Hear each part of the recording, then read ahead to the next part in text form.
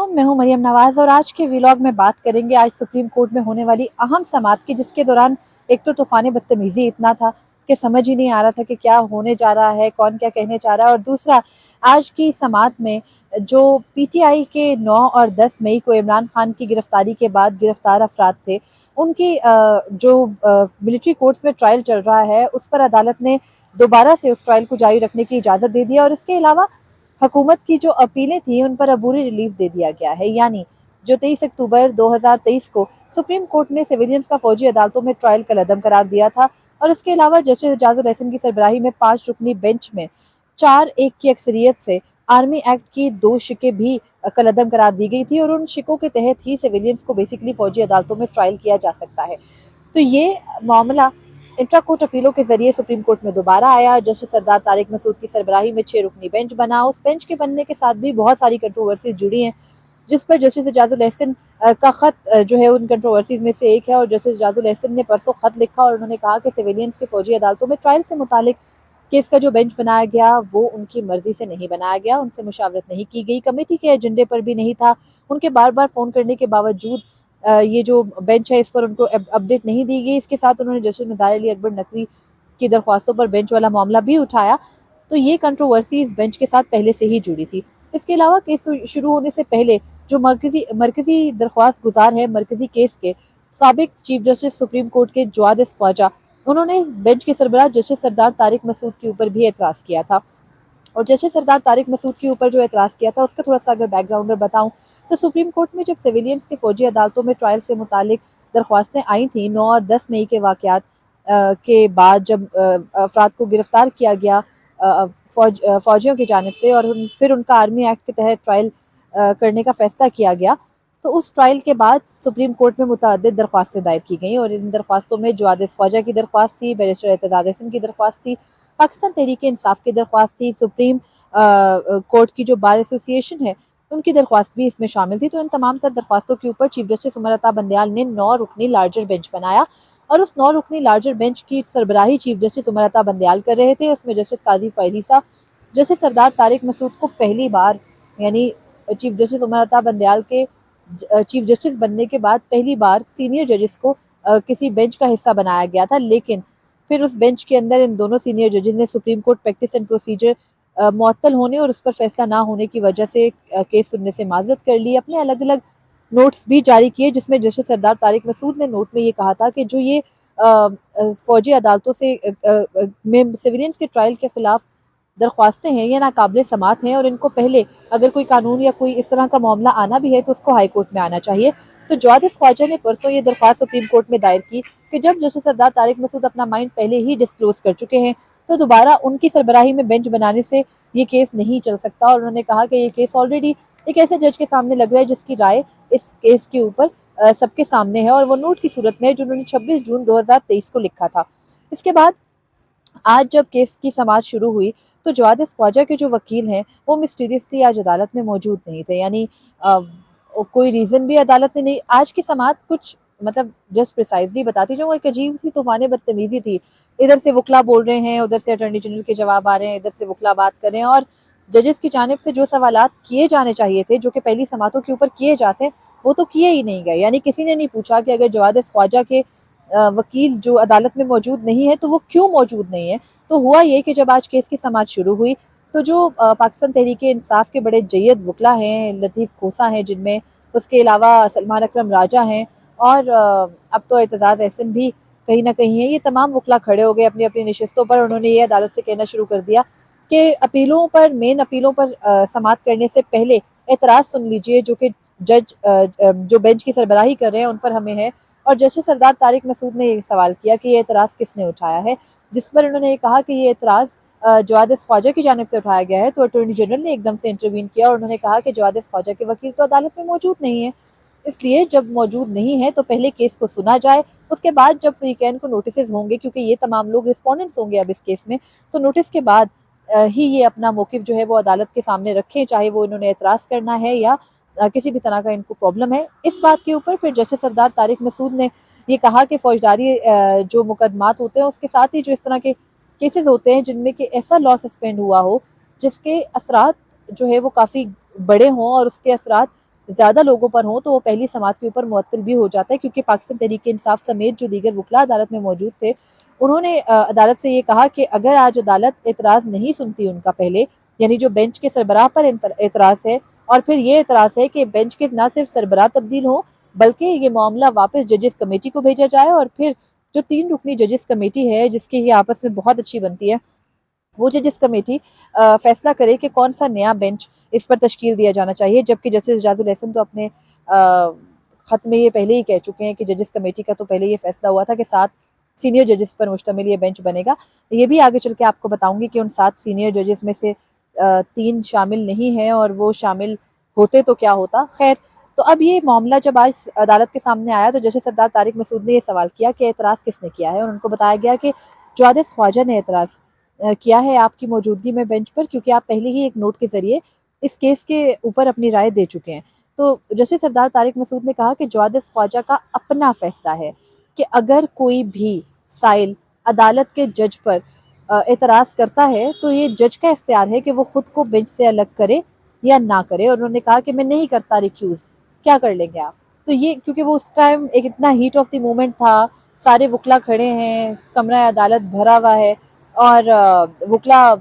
जो है वो बार बार बोली जा रहे हैं, क्योंकि उन्हें सिर्फ ये रिलीफ चाहिए कि किसी तरह जस्टिस सरदार तारिक मसूद बेंच से अलग हो जाएं। और इधर से अटॉर्नी जनरल और ख्वाजा हारिस जो कि वजारत दिफा के वकील थे, वो दोनों खड़े हैं और वो ये कह रहे हैं कि नहीं, अदालत पहली समात के ऊपर रिलीफ दे, क्योंकि जो बहुत ही हार्ड कोर जो दहशत गर्द हैं उनको अगर फ़ौज पकड़ती है, तो क्योंकि जो सिविलियंस के फ़ौजी अदालतों में ट्रायल से मुतालिक शिकें हैं जो कि इजाज़त देती हैं आर्मी को कि वो सिविलियंस का ट्रायल कर सके, जिसमें आर्मी एक्ट का सेक्शन 2(1)D है, उसके अलावा आर्मी एक्ट का सेक्शन 57 है, उनको कलअदम करार देने की वजह से काफ़ी मुश्किलात पेश आ रही हैं। तो अदालत पहले रिलीफ दे दे, अपीलों पर फैसला तो वैसे भी बाद में होगा। तो ये क्योंकि वकला को मालूम था,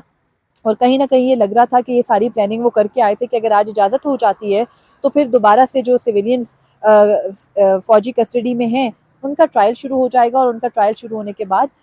वो किसी न किसी तरह से एक एंड पर पहुँच। तो ये जो सवाल था आज, ये समात के कहीं शुरू में होना चाहिए था कि क्या सिविलियंस का फ़ौजी अदालतों में जो ट्रायल है वो अब तक क्योंकि सुप्रीम कोर्ट का हुक्म तो आ गया कि वो मुमकिन नहीं है, तो इन 102 अफराद को छोड़ा जाएगा या नहीं। लेकिन जस्टिस इरफान सआदत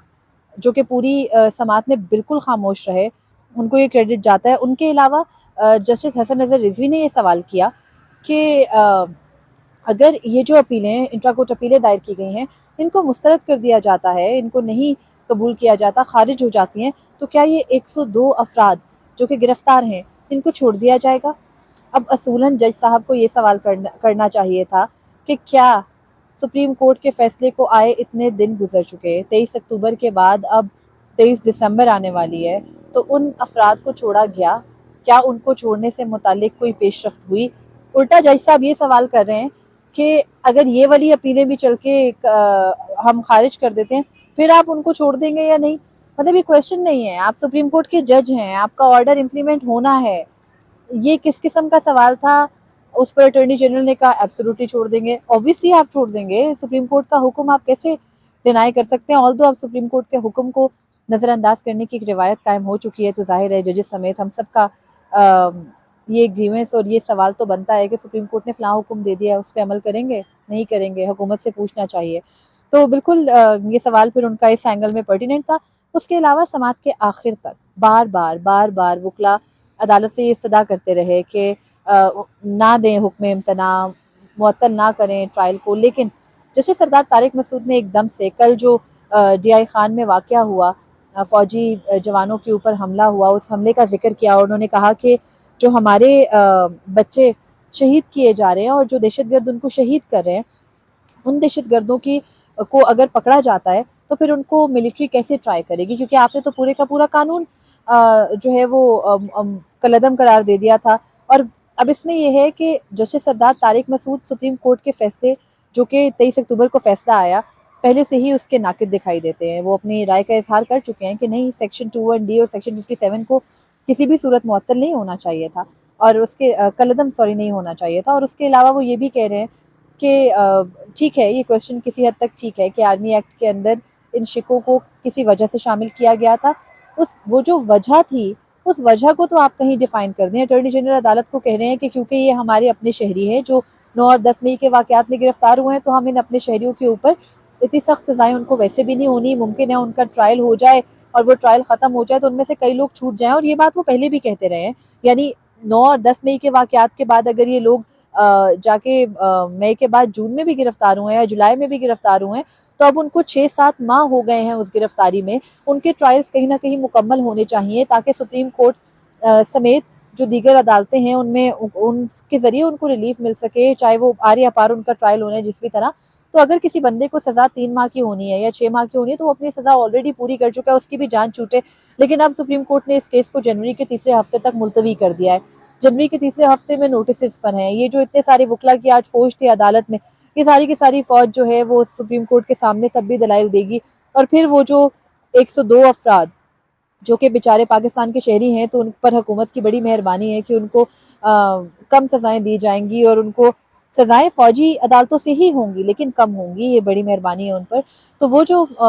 हैं अफराद वो इंतज़ार करें कि सुप्रीम कोर्ट अपनी छुट्टियाँ 18 दिसंबर से शुरू करके उनको जनवरी के पहले हफ्ते में मुकम्मल करके ज़रा वापस आ जाए, तो फिर आके देख लेगी कि क्या उनके साथ करना है। उसके अलावा जब बार-बार वकला की जानिब से बुनियादी हकूक़ का हवाला दिया जा रहा था, तो जस्टिस सरदार तारिक मसूद जो आज सुबह भी एक केस के अंदर बुनियादी हकूक़ के जो कि केस अफ़गान बाशिंदों की बेदखली का केस था आज सुबह, उस पर भी ज़्यादा बुनियादी हकूक़ वाले पॉइंट के ऊपर मुतासिर नज़र नहीं आए। तो अभी फ़ौजी अदालतों वाले केस के अंदर तो उन्होंने बाकायदा एक किताब जो कि यकीनन आईने पाकिस्तान वाली ही किताब थी, उसको अपने सामने यूँ एक तरह से फेंका और कहा कि एक तो बार-बार बुनियादी हकूक़ का मामला उठ जाता है, तो उन्होंने कहा कि ये बुनियादी हकूक़ हमें पता नहीं कहाँ ले जाएँगे ये बुनियादी हकूक़ हमें? ये सवाल अदालत को आई थिंक पूछना नहीं चाहिए, पहले आप उन बुनियादी हकूक़ को इन्फोर्स करा लें, फिर ये सवाल ज़रूर कीजिएगा कि वो बुनियादी हकूक़ हमें कहाँ ले जाएँगे। और जस्टिस मुसर्रत हिलाली ने आज जब इस 6 रुकनी बेंच से इत्तेफ़ाक नहीं किया, तो 6 रुकनी बेंच की जो कंपोज़िशन का छुपा-छुपाया मकसद था कि यूनानिमस ऑर्डर होगा और ज़ाहिर है कि एस्टैब्लिशमेंट को अपनी वो आर्मी एक्ट की शिकें बहाल चाहिए, तो वो यूनानिमिटी जो है वो कहीं न कहीं खो गई है, यानी इत्तेफ़ाक़ राय अदालत में फ़िलहाल नहीं हो पाएगी और अब काफ़ी सारा वक़्त मिल गया है इस चीज़ को मैनेज करने के लिए भी। तो अब देखिए इस केस की समाअत जनवरी के तीसरे हफ़्ते में तो होगी, लेकिन बेंच के अंदर सीनियर जजेस में से जस्टिस अतर मनल्ला, जस्टिस जमाल मंदोखेल और जस्टिस मंसूर अली शाह मिसिंग तो नज़र आते हैं, लेकिन जस्टिस मंसूर अली शाह पे ठीक है, पहले एतराज़ किया गया था, वो इस बेंच का हिस्सा नहीं बन सकते। जस्टिस अतर मनल्ला अगर इस बेंच में होते तो ये बड़ी क्रिस्पी किस्म की समाअत होती और उनकी राय टोटली डिफरेंट भी होती, और मुमकिन है कि जस्टिस जमाल मंदोखेल और जस्टिस अतर मनल्ला को इस वजह से भी इस बेंच में शामिल नहीं किया गया क्योंकि वो जो बुनियादी इंसानी हकूक़ वाला मामला है या फिर ये जो मिलिट्री का सिविलियंस के मामलात में इंटरवेंशन वाला मामला है, इसके ऊपर बड़े लीथल हैं हमेशा से। तो उनको शायद बेंच में शामिल ना करने की ये वजह हो, ये सिर्फ़ मैं अपनी